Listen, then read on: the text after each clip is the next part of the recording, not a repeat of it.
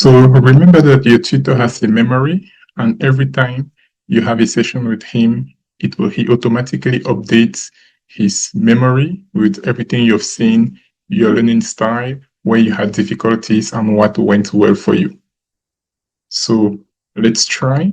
So head on to the session page, and we're going to choose chemistry. In the previous example I took, we had a chemistry lesson. So let's see whether the tutor is going to remember everything we said and talked about in that session. So I'm going to click Start Session. Welcome back, Richard. Last time we got into entropy and the second law. You picked up the intuition really well. Shall we go the mathematical route today and meet Boltzmann's formula for entropy? Or would you rather see entropy in action through some concrete chemical reactions first? Okay, as you can see, he greets me and reminds me what we did last time, which is really good. And he suggests what we can look at next in order to dig more into the topic. So I'm just going to tell him, yes, go on, and let's see what he does. Okay, yeah, tell me about Boltzmann formula, maybe with some illustrations or diagrams or formulas, because I understand better with images and pictures and illustrations. Perfect. Let's build it from the ground up visually. So here's the core idea before any formula. Imagine you have 4 gas molecules in a box. You slide a partition down the middle. How many ways can those molecules arrange themselves? Some arrangements have all 4 on the left. Some have 2 on each side.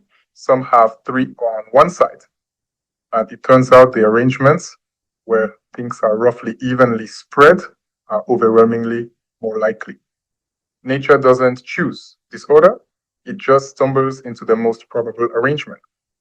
Entropy is Boltzmann's way of counting those arrangements. Here is the famous formula. That reads S equals K sub B times the natural log of W. S is the entropy, W is the number of microstates, the number of distinct ways the system can be arranged, and K sub B is Boltzmann's constant, about 1.38 times 10 to the minus 23 joules per Kelvin. Now let's make W visual. Say we have just 2 molecules and 2 sides of a box.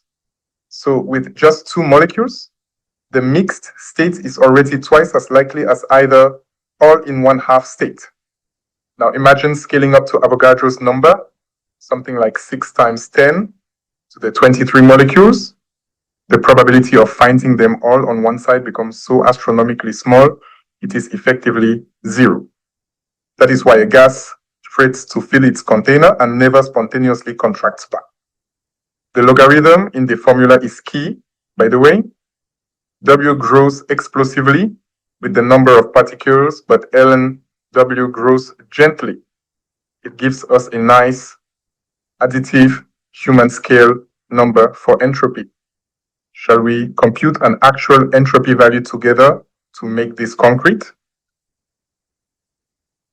Okay, so you see how he provided us a diagrammatic representation of the number of states, the number of configurations that we can have for a certain number of particles in a box, and that's really clean and it's clear for understanding.